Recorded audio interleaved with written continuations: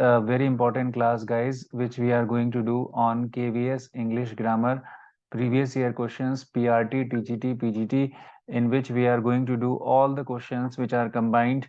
This is the lecture number 1 in that series. ठीक है, इस सीरीज में लेक्चर नंबर 1 है हमारा. ये बहुत इंपॉर्टेंट लेक्चर होने वाला है गाइज. सारे बच्चे बहुत ही अलर्टनेस के साथ.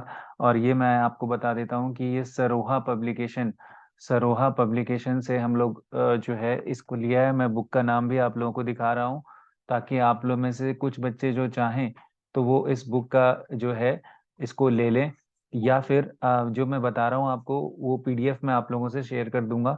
Saroha publication, courtesy Saroha publication की ये जो बुक है ये मैं आपको शेयर कर रहा हूँ यहाँ पर. ठीक है, इसका स्क्रीनशॉट शेयर कर रहा हूँ और इसका मटेरियल भी शेयर कर रहा हूँ. चलिए, तो मेरे प्यारे साथियों देखते हैं, बताते चले बिफोर गोइंग अहेड कि हमारा ये केजे ऑनलाइन सौरभ सर, ये एक इम्पोर्टेंट बैच 6 फरवरी शुरू हो रहा है. सारे नए पुराने साथी सबको अलर्ट कर दें, इन्फॉर्म कर दें. तो ये जो है बहुत ही इंपॉर्टेंट बैच होने वाला साथियों, इसको भी हम लोग बहुत एक्साइटेड हैं. तो प्लीज़ जो लोग कंटिन्यू कर रहे हैं बैच को वो भी देख लें, और आप अपने इस बैच को जो है कंटिन्यू भी कर सकते हैं. और नए साथियों के लिए भी बिल्कुल फ्रेश बैच ये शुरू कर रहा हूँ. ठीक है, तो इसको भी आप देख लीजिएगा, बहुत इंपॉर्टेंट बैच है ये भी. ये वाली बुक मैं आप लोगों को दिखाना चाह रहा था. ठीक है, जो केवीएस में हम लोग देख रहे हैं ये सरोहा पब्लिकेशन करके है. मैं इस बुक के बारे में ये बताना चाहूंगा कि इस बुक के क्वेश्चंस को मैं आज करा रहा हूँ और ये सीरीज हम लोगों की जारी रहेगी. ये स्पेशली इंग्लिश ग्रामर के चैप्टर वाइज सॉल्यूशंस हैं इसमें.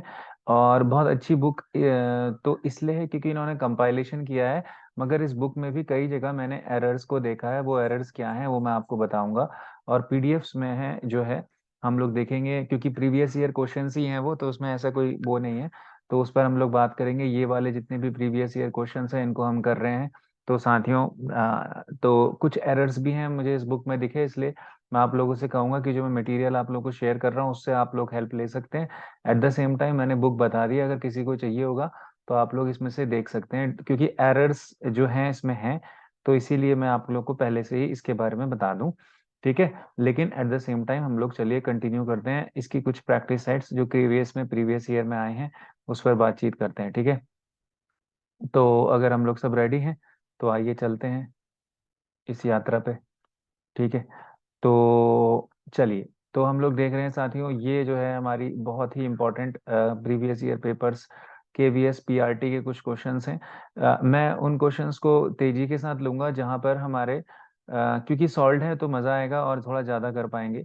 तो फटाफट ये फाइल भी आप लोगों के सामने मैं अभी क्लास के बाद शेयर करूंगा, तो सारे बच्चे मेरे साथ यहाँ पर देखेंगे. तो जो इस तरह के क्वेश्चंस हैं पीआरटी में 2013, केवीएस पीआरटी 2013 का एक क्वेश्चन पेपर है.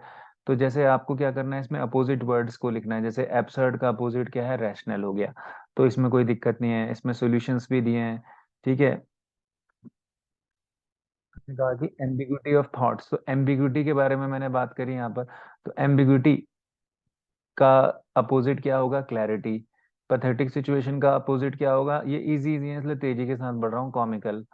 ठीक है, यहाँ तक कोई दिक्कत नहीं है, इसमें ऐसा कुछ है नहीं. ठीक है, क्वेश्चन 4. हाँ, क्वेश्चन 4. अब आप देखिए, जैसे कमिटी, कमिटी को वर्ड को सब लोग लिख लो. कमिटी की स्पेलिंग थोड़ा डिफिकल्ट होती है, सब लोग कॉपी में लिख लो जैसा बता रहा हूँ. COMMI TT. ठीक है, ये मैंने भी गलत कर दिया था जब मैं खुद प्रैक्टिस कर रहा था अभी आप लोगों को बताने के लिए. तो कमिटी में डबल एम होता है, डबल टी होता है, डबल ई होता है. ठीक है, तो कमिटी वर्ड की जो स्पेलिंग है ये बहुत इंपॉर्टेंट है, तो ये आपने लिख लेनी है. ठीक है, उसके बाद फिर उन्होंने दिया है कोलैबोरेशन. कोलैबोरेशन, ठीक है. तो कोलैबोरेशन में आप देखें तो कोलैबोरेशन की करेक्ट स्पेलिंग क्या है, ये वाली है, COLLABORATION. तो कोलैबोरेशन में अगर आप देखें इस वर्ड में तो करेक्ट स्पेलिंग क्या है कोलैबोरेशन की, ए. तो आप जो डिफिकल्ट ये जो करेक्ट स्पेलिंग्स है इनको आप देख के लिख लीजिए. ठीक है, बहुत इंपॉर्टेंट है. अब उसके बाद आगे बढ़ते हैं गाइज, है ना. तो अगर हम इसमें देखें तो ये जो PQRS वाले हैं ये मैं छोड़ रहा हूँ, ये ज्यादा इस समय पूछेगा नहीं आपसे. ये वाला देखिए, मैंने क्वेश्चन पेंसिल से टिक किए हैं जो मुझे बहुत इंपॉर्टेंट लगे.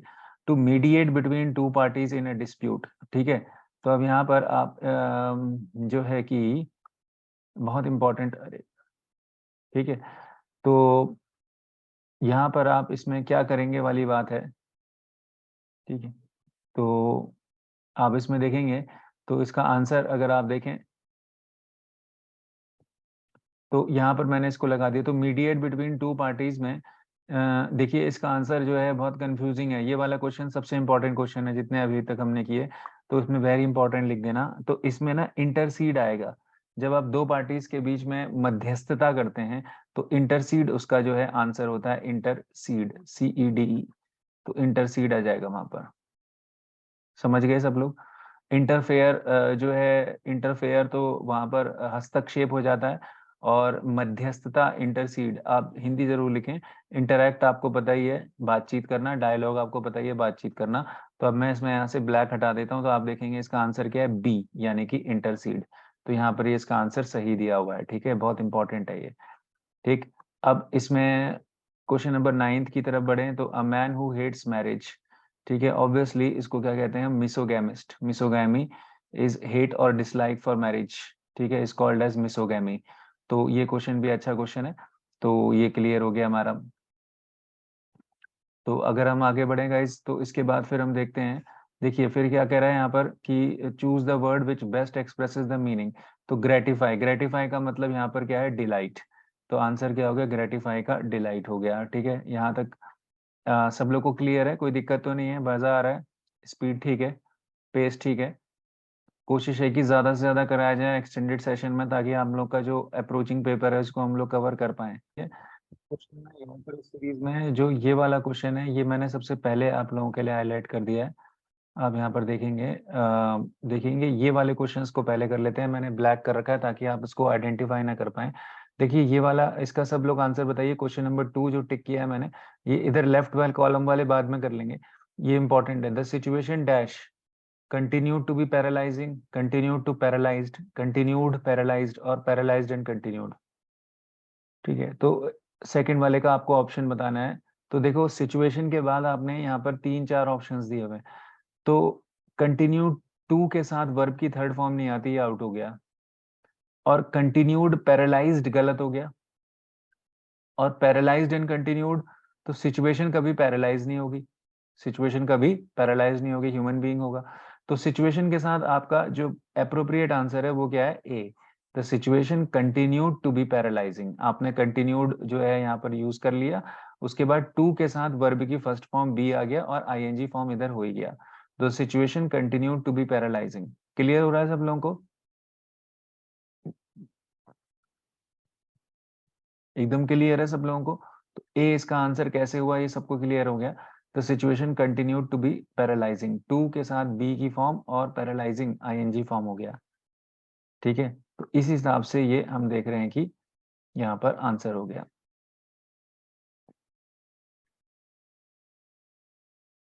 ठीक है, अब नेक्स्ट क्वेश्चन देखते हैं, क्वेश्चन नंबर 3। ये वाला dash nobody could stop them. Inversion का यूज किया गया है इसमें, inversion. So was the enthusiasm, as was the enthusiasm nobody could stop them, such was the enthusiasm, yes such was the enthusiasm that nobody could stop them। कौन सा इन चार में से ऑप्शंस में से होगा? ठीक है, आप लोग ट्राई करें सब अपने ऑप्शंस को, सारे बच्चे। एक इंटरेक्टिव क्लास होनी चाहिए। ठीक है, तो अब आपको बता दूं, 1 ही मिनट का टाइम मिलेगा, ज्यादा समय नहीं दे पाएंगे आपको। ठीक है, तो आप लोगों को खुद से ट्राई करना है, पीआरटी लेवल का क्वेश्चन पेपर है, और ये क्वेश्चंस वो हैं जो गलत हो सकते हैं हमारे। ठीक है, तो सिंपल सी बात है, इसका आंसर जो है, ज्यादातर बच्चे जो है इसमें सी भी कहेंगे, डी भी कहेंगे। इसका आंसर है जो है डी। ठीक है, such was the enthusiasm, D इसका आंसर है।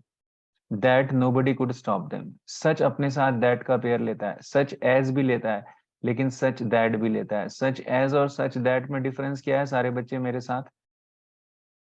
ठीक है, दैट कंक्लूडिंग क्लॉज होता है, जब दैट के साथ आगे कुछ होता है तो वो सेंटेंस को कंक्लूड करता है। और एज क्या है, एज जिसे हम कहते हैं कि एक्सप्लेनेटरी क्लॉज होता है। नोट कर लो, ये डिफरेंस बता रहा हूँ। एज जब भी आएगा तो वो एक्सप्लेन करेगा आगे, और दैट जब भी आएगा तो किसी चीज को कंक्लूड करेगा। बहुत इंपॉर्टेंट पॉइंट है बेटा, सब लोग नोट करो। तो सच दैट, ठीक है, so such was the enthusiasm that nobody could stop them. तो कंक्लूडिंग क्लॉज है, कोई एक्सप्लेन नहीं कर रहा है उस चीज को, कंक्लूड कर रहा है। ठीक है, तो सच और दैट का पेयर लगता है यहाँ पर। सच और एज का कब लगता है, जब एज के बाद एक्सप्लेन कर रहा होता है। समझ में आया सबको? एक्सप्लेनेशन में मजा आया, डिटेल में थोड़ा गया था मैं यहाँ पर। एक्सप्लेनेशन क्लियर हुआ ना, कि सच दैट में कंक्लूजन टाइप का होता है और सच एज में एक्सप्लेनेशन होता है। कंक्लूजन अलग हो गया, एक्सप्लेनेशन अलग हो गया, है ना। ठीक है, चलो फिर फटाफट बताओ question number 4। Every Shakespearean hero has an internal dash in his character. तो एवरी शेक्सपियरियन हीरो का क्या है, डिफेक्ट होना चाहिए, वीकनेस, फ्लॉ या फॉल्ट।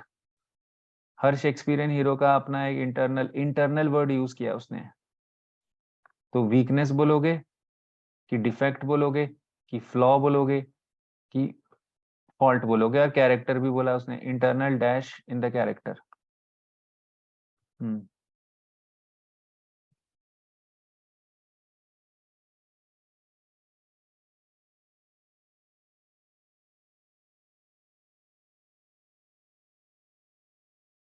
बताइए जल्दी क्या होगा।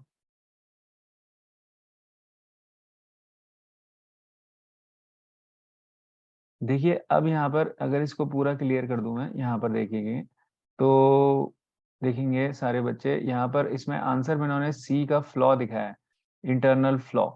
तो मेरे को ये फ्लॉ जो है सही नहीं लग रहा है, मेरे को लगता है कि फ्लॉ जो है इम्परफेक्शन के सेंस में होता है, और ट्रेजिक फ्लॉ भी हम कहते हैं।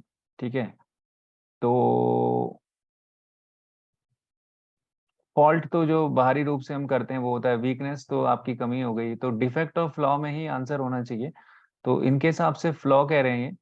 तो इंटरनल के लिए हम फ्लॉ कहें या डिफेक्ट कहें, यहाँ पर मुझे डाउट है इस क्वेश्चन को, इसलिए मैंने सर्कल किया है। मेरे हिसाब से डिफेक्ट ज्यादा बेटर है, मैंने इसको गूगल पे सर्च भी किया दोनों के मीनिंग्स को। तो फ्लॉ जैसे इन्होंने खुद भी लिखा है कि मार्क और ब्लेमिश भी होता है, तो मार्क के लिए आप फ्लॉ यूज नहीं करेंगे ना, इंटरनल कोई मार्क थोड़ी है, इंटरनल तो आपके एक डिफेक्ट है। तो मेरे ख्याल से ज्यादा अप्रोप्रिएट आंसर इसका ए होना चाहिए। तो यहीं पर ही कुछ इस बुक्स में कहीं कहीं पर एक्सप्लेनेशंस गलत है साथियों, या कहीं पर क्वेश्चनेबल है। तो नहीं, फ्लॉ तो बताया गया है, बट उसको ट्रेजिक फ्लॉ कहा गया है जी, उसको हेमार्शिया कहते हैं हम लोग। ट्रेजिक फ्लॉ हेमार्शिया कहते हैं ना, लेकिन उसने इंटरनल वर्ड यूज किया और यहाँ कैरेक्टर के लिए बात करी। तो जो है मेरे हिसाब से डिफेक्ट ज्यादा अप्रोप्रिएट रहेगा उस सेंस में। ये फ्लॉ खुद भी लिख रहे हैं कि मार्क के सेंस में भी होता है। ठीक है, तो ये आ गया आपका। इसके अलावा और बाकी के क्वेश्चंस इस पेज में फटाफट बढ़ते हैं। तो इल्यूसिव का मतलब आपने देखना है, इल्यूसिव का मतलब बैफलिंग, जो समझ में ना आए। इंडस्ट्रियस मतलब होता है डिलीजेंट, ये आप जो है बहुत इंपॉर्टेंट वर्ड है, इंडस्ट्रियस मीन्स मेहनती, डिलीजेंट। वाइट एलिफेंट मतलब आपको पता है costly but of no use.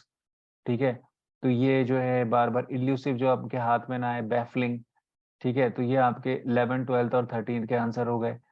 ठीक है, जो आंसर मैं बता रहा हूँ वो क्रॉस वेरीफाई करके बता रहा हूँ, इसलिए आपको थोड़ा ध्यान से सुनना है। रिकॉर्डिंग भी हो रही है, रिकॉर्डिंग आपसे शेयर करेंगे। He is not worth his salt, तो मतलब कहते हैं ना कि उसमें कितना दम है, तो नॉट वर्थ हिज सॉल्ट। तो यहाँ पर इसका मतलब उसने पूछा है वर्थ हिज सॉल्ट, तो अब इन्होंने लिखा है ए, क्वाइट वर्थलेस। तो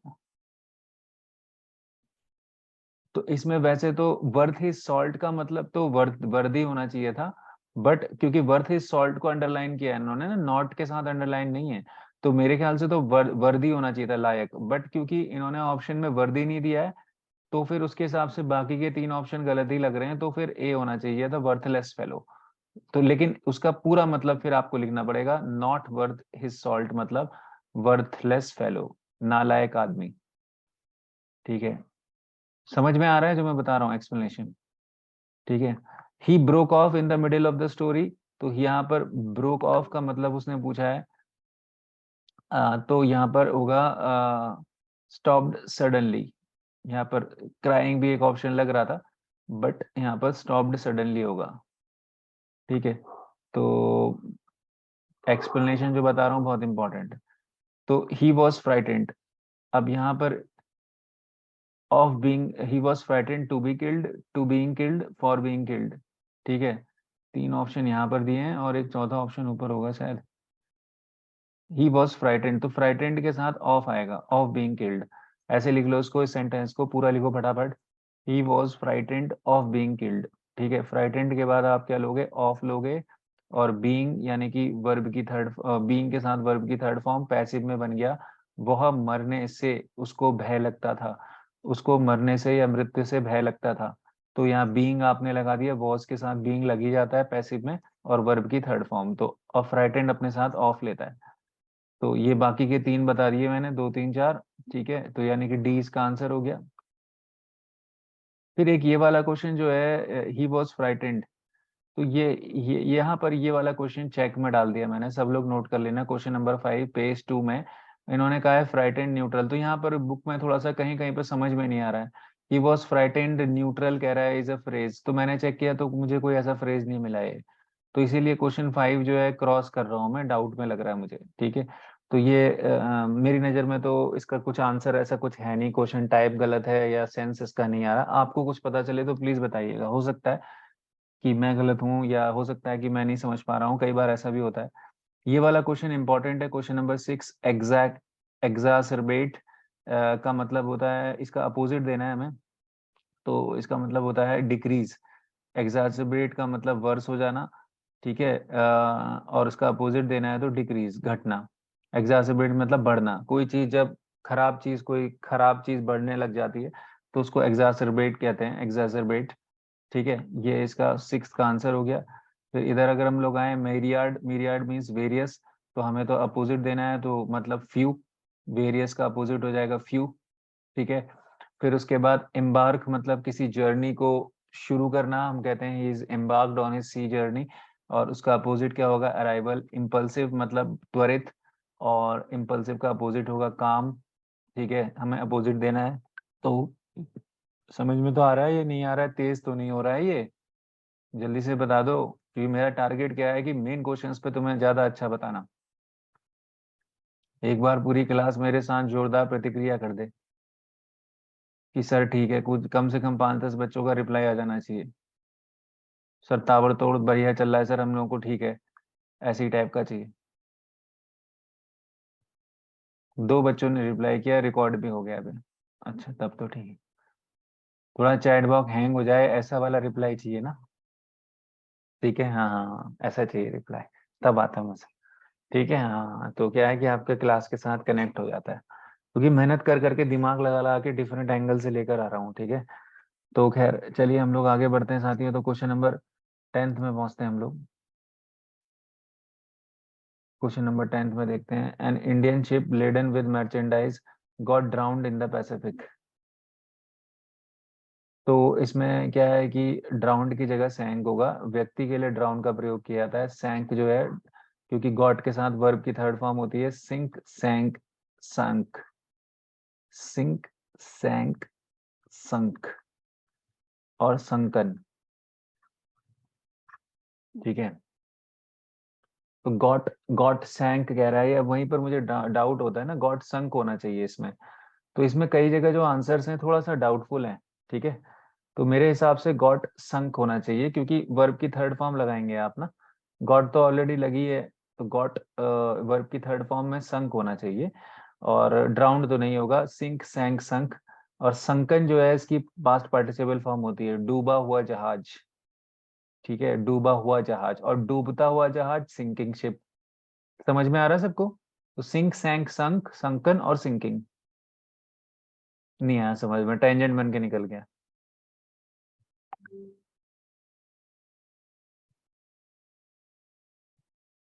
आ गया समझ में?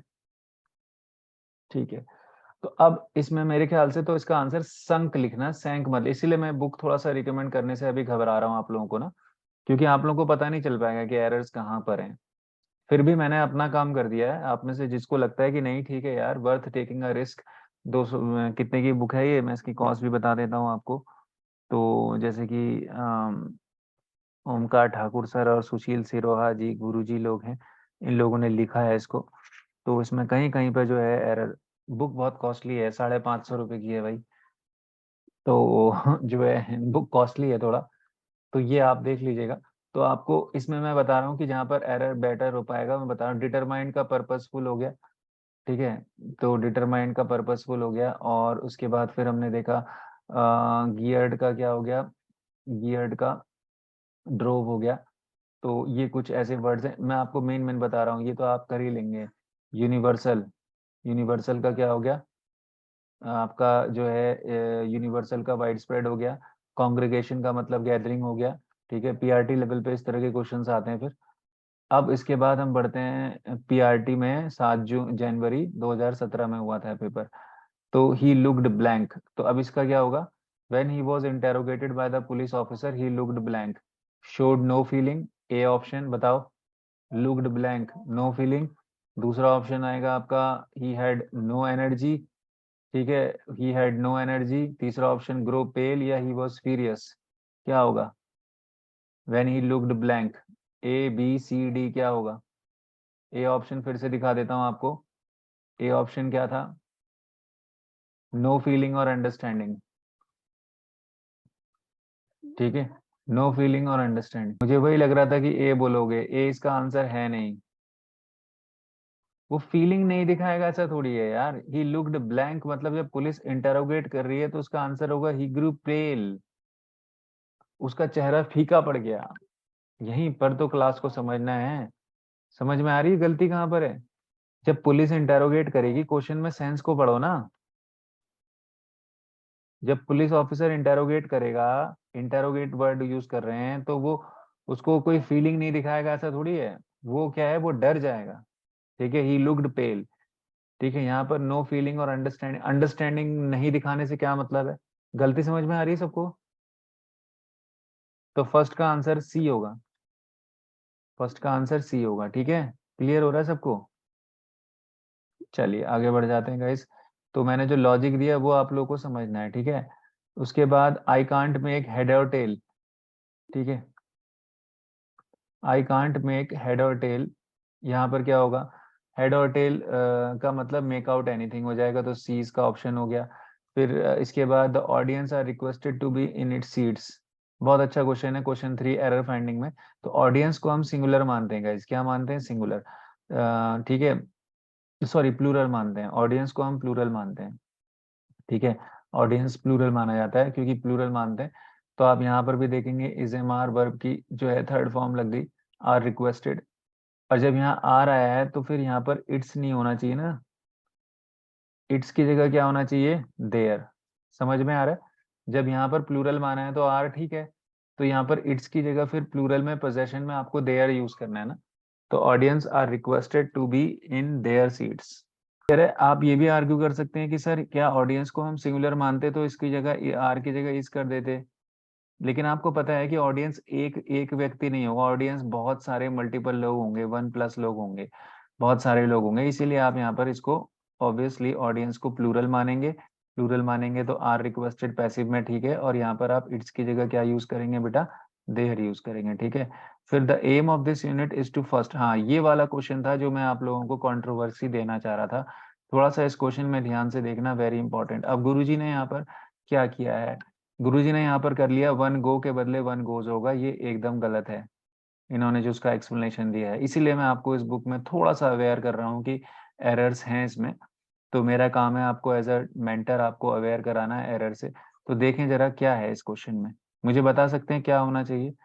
The aim of this unit is to first read through the story in one go, not worrying about difficult words. Very important question है। एक्सप्लेनेशन मैंने पहले ही बता दिया कि गलत है, थोड़ा सस्पेंस खत्म कर दिया मैंने, बट फिर भी मेरे को बताइए। The aim of this unit is to first read through the story in one go, not worrying about difficult words. क्या होना चाहिए? इसको वेरी वेरी इंपॉर्टेंट लिख दे रहा हूँ। मेरे हिसाब से बुक में एक्सप्लेनेशन इसका गलत दिया, क्योंकि इन्होंने वन को सिंगुलर इंडेफिनिट मानते हुए वन के साथ गोज कर दिया, जबकि ऐसा है नहीं यहाँ पर। ये क्वेश्चन बहुत ही इंपॉर्टेंट है। वन गो का मतलब यहाँ पर मैंने एक बार आप लोगों से पूछा था ना, गो का मतलब यहाँ पर ये वर्ब नहीं है ये। जैसे नहीं कहते ही solve all the questions at one go, कोई भी नहीं पकड़ पाया पूरी क्लास में। देखिए ये हाल है हम लोग, इम्प्रूवमेंट करना है यहाँ पर, एट वन गो करना था, यहाँ पर प्रेपोजिशनल एरर है। वी सॉल्व इट या the story was read at one go, not in one go. At one go बिल्कुल सही है, और वन गो का मतलब यहाँ पर क्या है? One attempt. ठीक है, इन्होंने गो को गो का गोज वर्ब मानते हुए इसको एक्सप्लेन कर दिया, जो कि गलत है। कैसा लगा आप लोगों को एक्सप्लेनेशन जो मैंने बताया? आप लोग सहमत हैं? क्योंकि आप लोगों की सहमति बहुत जरूरी है। इन वन गो कभी भी नहीं होता है, एट वन गो होता है। प्रपोजिशनल एरर है इस क्वेश्चन में। वन गो के साथ वन गोज ये वर्ब नहीं है, गो का मतलब यहाँ पर अटेम्प्ट है। मजा आया तो ठोको ताली। गुरुजी ने बहुत अच्छा प्रयास किया है, इसमें कोई डाउट नहीं है। ठीक है, चलिए आगे बढ़ जाते हैं। Please put away the candle, तो हम कैंडल के लिए पुट आउट यूज करते हैं, फ्रेजल वर्ब का एरर है। पुट अवे की जगह क्या होगा, पुट आउट होगा। तो मोमबत्ती को बुझा देना वाले सेंस में, ठीक है। तो ठीक है, और रहने के लिए क्या यूज करते हैं, जैसे हम कहते हैं ना कि टेम्परेली हम कहीं रह रहे हैं, तो हम कहते हैं कि where are you putting at in Delhi. तो पुट एट का मतलब क्या होता है, रहना। टू लिव नोट कर लेना इसको बेटा। और पुट आउट का मतलब टू ब्लो आउट, यानी कि किसी चीज को उड़ा देना या बुझा देना। ठीक है, चलिए। तो मेरे प्यारे साथियों, जल्दी से क्वेश्चन नंबर नेक्स्ट बढ़ रहे हैं। You must secure at least dash marks. देखो ये वाला क्वेश्चन बहुत इंपॉर्टेंट है। ज्यादातर बच्चे इसमें पासिंग मार्क्स कर देते हैं, मैंने पहले भी बताया है, ये बहुत बार पूछा गया, वेरी इंपॉर्टेंट, नोट कर लेना। इस बार के पीजीटी टीजीटी में पूछेगा। जब भी आप वर्ड जो है फ्रेज यूज करते हो, तो आप पास मार्क करते हो, क्या करते हो, पास मार्क्स। पासिंग मार्क्स कोई वर्ड नहीं है, फ्रेज नहीं है इंग्लिश में। क्लियर है सब लोगों को? तो you should use pass marks. Clear? ठीक है, तेजी से खत्म होते जा रही है। ठीक है, कॉम्प्रहेंसिव का हमें क्या करना है, अपोजिट लेना है।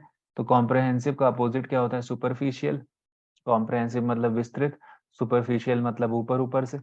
ठीक है, हमें अपोजिट लेना है। ठीक है, बून, बून का तुम लोग को पता ही है, बून का क्या होता है, कर्स हो जाता है। बून मीन्स जो है वरदान, और कर्स मीन्स जो है श्राप। ठीक है, फिर मैथमेटिक्स की स्पेलिंग पूछी है, MATHE MATICS, मतलब बी ऑप्शन।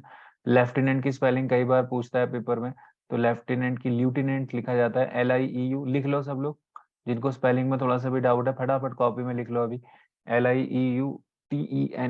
ठीक है, हाँ, आपकी गंभीरता ही आपके एग्जाम में सफलता का एक जो है परिचायक होता है। Your seriousness while taking the classes is your gateway to success. If you are not taking the classes seriously, obviously one is bound to get a failure or to be a failure. Okay, तो इसीलिए a small shop that sells fashionable clothes, boutique कह देते हैं उसको, BOUTIQUE, boutique। ठीक है, तो 14th का क्या हो गया, बुटीक हो गया। 15th में आते हैं साथियों, ईयरली सेलिब्रेशन, कोई दिक्कत ही नहीं है, एनिवर्सरी। ठीक है, सिंपल सा क्वेश्चन है। उसके बाद आगे बढ़ते हैं, medicine that will cure all the disease, ये एग्जाम्स में कई बार आया है। तो इसको पेनासिया बोलते हैं, पेनाकिया, पेनाकिया, सभी रोगों की एक दवा। ठीक है, रामबाण हिंदी में कहते हैं हम। तो पेनाकिया इसका प्रोनाउंसिएशन है, it cure all disease, solve all problems, universal remedy. ठीक है, भूभूति हो गया, ठीक है ना, हाँ। ठीक है, a person who is liked by all, अरे, a person who is liked by all. ठीक है, तो इसमें क्या हो जाएगा, पॉपुलर ऑब्वियसली। ठीक है, ही वॉज फाउंड गिल्टी, तो गिल्टी का अपोजिट देना है, इनोसेंट, कोई दिक्कत नहीं है। जो इजी क्वेश्चन है वहां ज्यादा समय नहीं ले रहा हूं मैं, ताकि हम लोग ज्यादा कवर कर पाए। ठीक है, उसके बाद the windshield of my car is quite opaque, opaque underline किया नहीं है इन्होंने, थोड़ा सा मिस हो गया। तो ओपेक का जो है अपोजिट क्या होगा, ट्रांसपेरेंट होगा, बी। ओपेक मीन्स जिससे आर पार ना हो, ट्रांसपेरेंट जिसके आर पार दिखे। The police left no stone unturn to solve the crime, तो नो स्टोन अनटर्न का मतलब उसने पूछा है, तो obviously used all available means. ठीक है, तो फिर उसके बाद ये वाला क्वेश्चन अच्छा है साथियों, क्वेश्चन नंबर 6 की मैं अगर बात करूं, क्वेश्चन 6 में देखेंगे सभी बच्चे, a person, Ram is one person who can put two and two together, तो इसका मतलब है to reason logically. Put two and two together means to reason जो है लॉजिकली। ठीक है, तो ये हो गया आपका, है ना। अब सेवेंथ में आते हैं। Seventh, who is going to foot the bill, फटाफट बताओ, फुट द बिल क्या का मतलब क्या होता है, एग्जाम से पूछा गया है। टू फुट द बिल का मतलब क्या होता है करके पूछा है ना। ये बहुत वेरी इंपॉर्टेंट क्वेश्चन है, ये पहले से भी बहुत पुराना क्वेश्चन है, पूछा जाते रहा है हर एग्जाम्स में। क्या होगा, to tear the bill, to recover the bill, to pay the bill, to debit the bill. Try करें सब लोग, सारे बच्चे। So yes, guys, the answer is to pay the bill. To foot the bill means informally in English it means to pay the bill. ठीक है, very good. तो अब उसमें आगे बढ़ते हैं। Our country should eradicate, eradicate का मतलब रिमूव होता है, कोई दिक्कत की बात है नहीं। ठीक है, उसके बाद फिर हम लोग 9 to 10 में आते हैं, क्वेश्चन नंबर 9। क्या कह रहा है, इनकरेक्टली स्पेल्ड को आपको आइडेंटिफाई करना है। तो एडिक्शन जो वर्ड है ये इनकरेक्टली स्पेल्ड है, एडिक्शन की करेक्ट स्पेलिंग इन्होंने दी है आपको। चार इसमें से तीन करेक्ट थी, एक इनकरेक्ट थी, उसको देखना था। एडिक्शन ADDICTION हो जाता है एडिक्शन, ठीक है, कोई दिक्कत की बात नहीं है। इलीगल, इंसॉल्वेंट, इमिटेशन और इमिग्रेशन में इमिटेशन गलत है, इसकी स्पेलिंग इमिटेशन में सिंगल एम होता है इमिटेशन में, ठीक है। तो ये भी आपका क्लियर हो गया, ठीक है। उसके बाद अब जो है सारे बच्चे मेरे साथ ध्यान से देखेंगे नेक्स्ट क्वेश्चन को, ठीक है।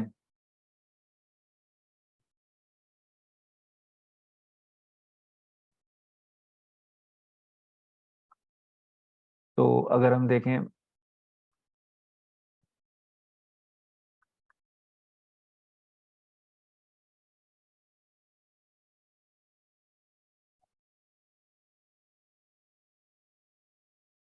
ठीक है, तो नेक्स्ट क्वेश्चन देख लेते हैं गाइस। सारे बच्चे मेरे साथ यहाँ पर देखेंगे question number 11। If you want to get a first class you will have to work very hard, ठीक है। तो यहाँ पर क्या होगा 11th क्वेश्चन में, बहुत इंपॉर्टेंट क्वेश्चन है।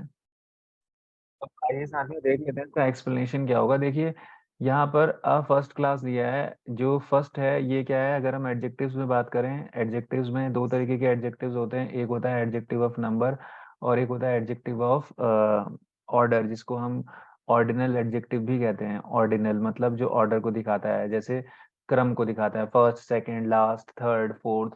तो जो ऑर्डिनल एडजेक्टिव्स होते हैं उनसे पहले हम जो है वहां पर उससे पहले हम दा लगा देते हैं आर्टिकल, ठीक है। तो क्योंकि ये ऑर्डिनल एडजेक्टिव है, नोट कर लेना, ऑर्डिनल का मतलब ऑर्डर, क्रम को दिखाने वाला। एक कार्डिनल होता है जिसको न्यूमरल भी कहते हैं, नोट कर रहे हो सब लोग। कार्डिनल और एडजेक्टिव या न्यूमरल एडजेक्टिव संख्या को दिखाता है, जैसे 1 2 3 4, ठीक है। आई एट 3 चपातीज, तो 3 जो है कार्डिनल या और न्यूमरल एडजेक्टिव है। ऑर्डिनल क्या है, द फर्स्ट 3 चपातीज, ठीक है। क्लियर हो रहा है ना। तो ये इसका एक्सप्लेनेशन भी अब मैं खोल देता हूँ यहाँ पर, तो क्लियर उसने उन्होंने बताया है कि बिल्कुल सही बात है कि ऑर्डिनल से पहले जो है द लगेगा। वुड हैव वाला क्वेश्चन नहीं है ये, है ना। तो इफ यू वांट टू, अच्छा, एक मिनट, हाँ। हम्म, इसके साथ, हाँ, देखो यहाँ पर कंडीशनल का भी अगर रूल अप्लाई करूँ, सारे बच्चे देख लेना। कंडीशनल में केस 1 होता है जिसमें हम क्या यूज करते हैं, इफ के साथ अगर हम प्रेजेंट सिंपल लगाते हैं, नोट कर लो सब लोग। इफ के साथ अगर हम प्रेजेंट सिंपल लगाते हैं तो दूसरे केस में क्या बनता है, दूसरे क्लॉज में फ्यूचर सिंपल बनता है। क्या बनता है, फ्यूचर सिंपल। जो वुड की बात कर रहे हैं ना आप, वो वुड क्या बनता है, इफ के साथ अगर पास्ट सिंपल जाता है यानी केस 2, तो वहां वुड लगता है, ठीक है। इफ के साथ क्योंकि यहाँ प्रेजेंट सिंपल है तो यहाँ पर फ्यूचर सिंपल लगा है, कोई दिक्कत नहीं है, बिल्कुल ठीक है।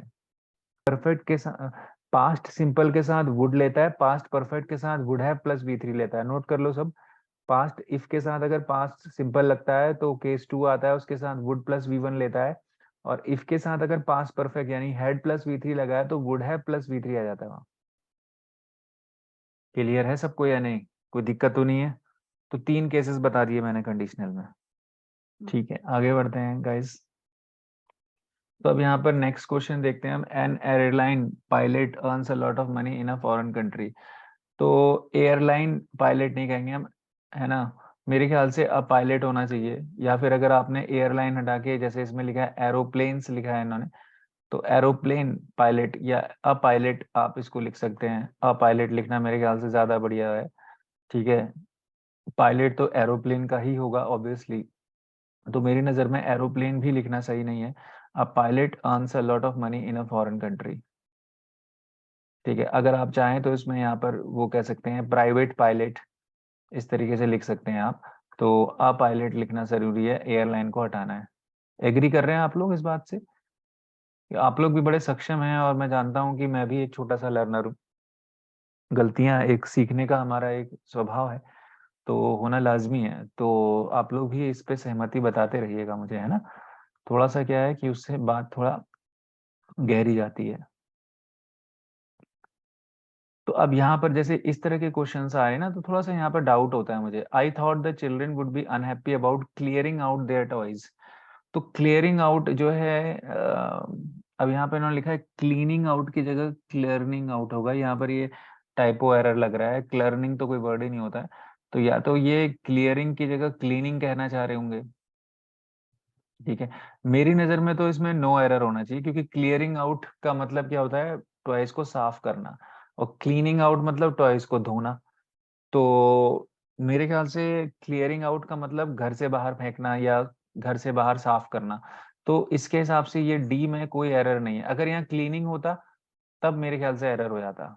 ठीक है, तो सब लोग नोट कर लेना, क्लियरिंग आउट अगर है तो नो एरर है, अगर क्लियरिंग की जगह क्लीनिंग है तो क्लियरिंग करेंगे। दोनों का मतलब क्लियर हो गया। क्लियरिंग आउट का मतलब उनको बाहर फेंकना या साफ करना। साफ सॉरी मतलब क्लियरिंग आउट का मतलब किसी चीज को मतलब आपसे वो कर देना, घर से बाहर फेंक देना वाला। ठीक है, ये इस सेंस में, टू पुट देम अवे वाला, हाँ बिल्कुल। तो वो है उस सेंस में।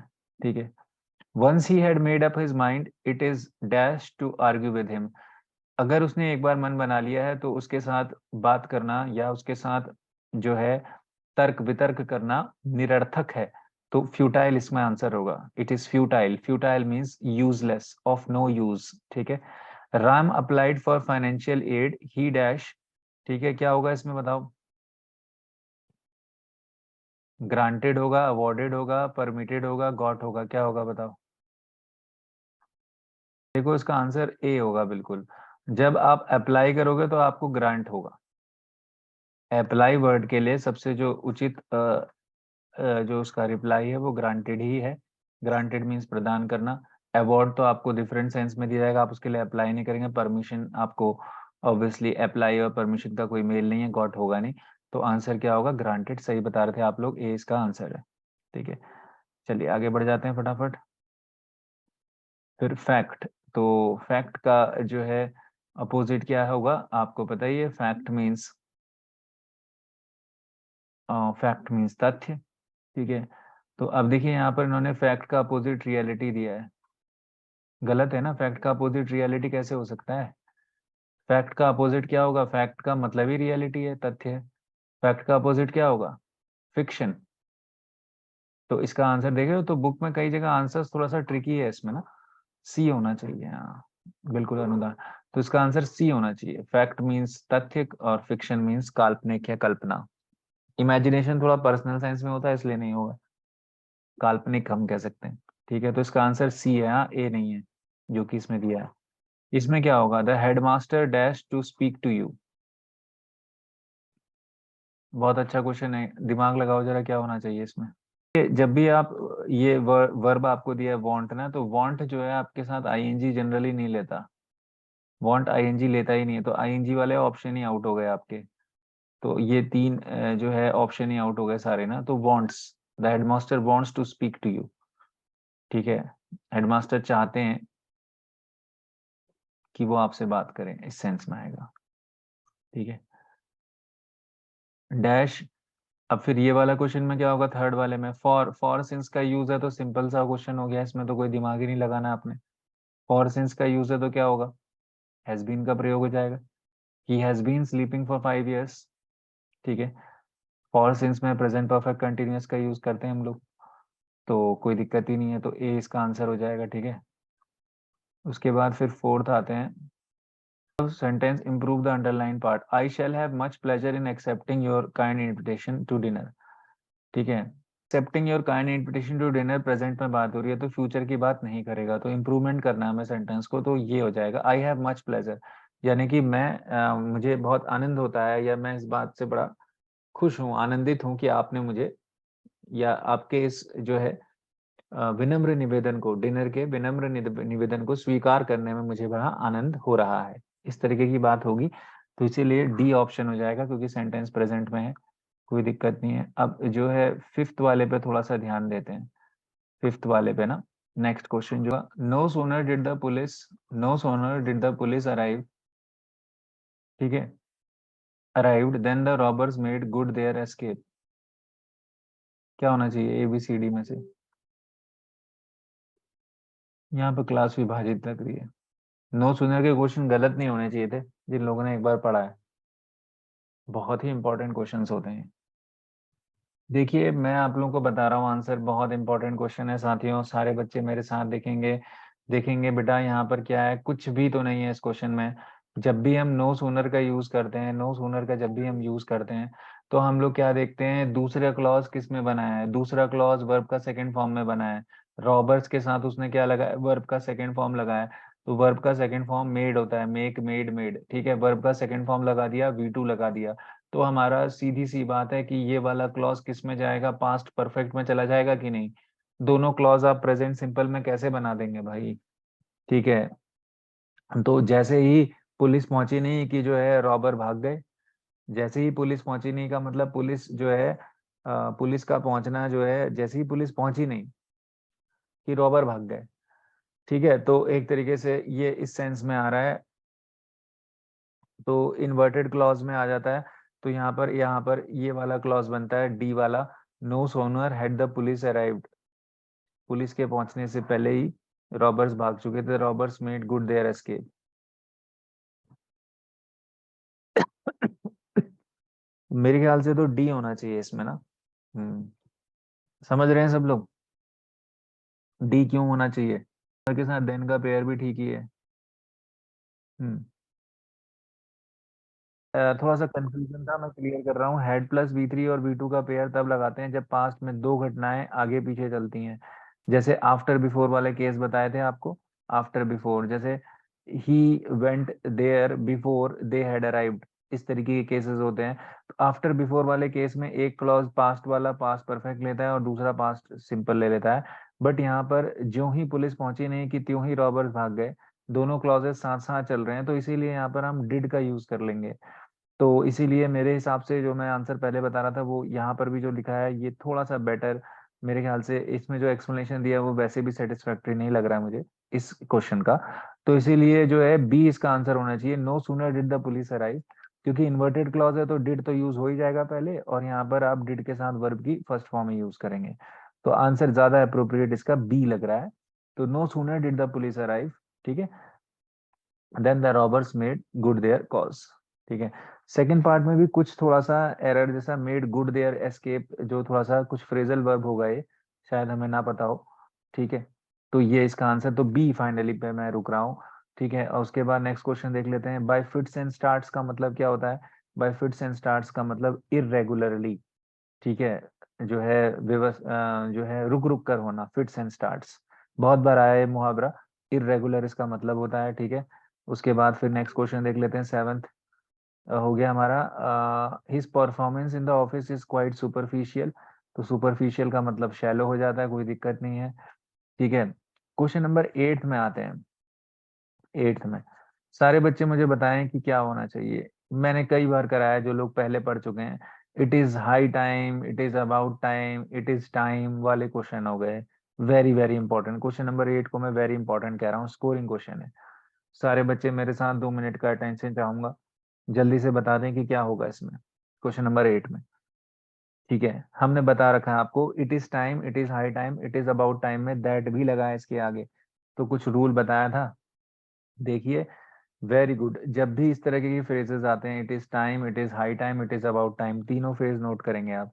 इट इज टाइम समय हो चुका है, समय हो मतलब, इट इज हाई टाइम या इट इज अबाउट टाइम, तीनों कुछ भी आ जाए, ठीक है, इसको नोट कर लेना, वेरी इंपॉर्टेंट, रट्टा मार दो इस रूल को।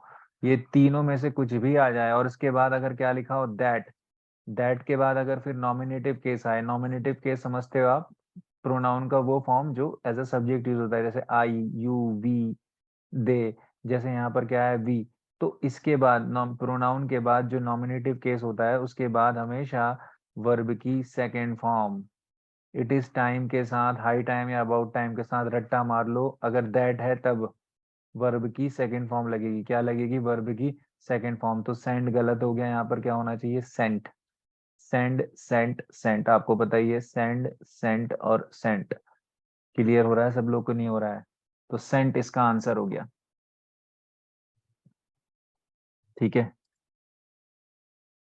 It is high time, it is about time या इट इज टाइम जब भी आएगा और उसके बाद अगर दैट आएगा, उसके बाद फिर एनसी लिखा है मैंने, एनसी मतलब nominative case. Nominative case pronoun का वो केस होता है जब pronoun as a subject use होता है ना, प्रोनाउन एज एन ऑब्जेक्ट भी यूज हो सकता है, जैसे आई का मी ऑब्जेक्ट होता है। तो प्रोनाउन जब एज अ सब्जेक्ट यूज होता है तो उसको नॉमिनेटिव केस कहते हैं।